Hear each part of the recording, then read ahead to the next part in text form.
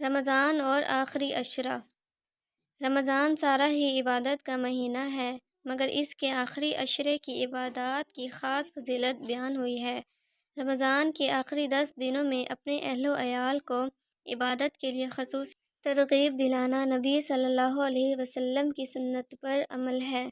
حضرت عائشہ فرماتی ہیں، جب رمضان کا مہینہ آتا تو آپ صلی اللہ علیہ وسلم عبادت کے لیے کمر بستہ ہو جاتے، راتوں کو جاگتے اور اپنے اہل خانہ کو بھی جگاتے۔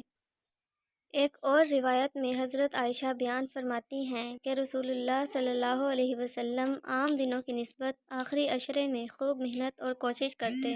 آپ صلی اللہ علیہ وسلم حضرت فاطمہ اور حضرت علی کا دروازہ بھی کھٹکھٹاتے اور فرماتے، کیا تم دونوں نماز پڑھنے کے لیے اٹھو گے نہیں؟ کرنے کے کام۔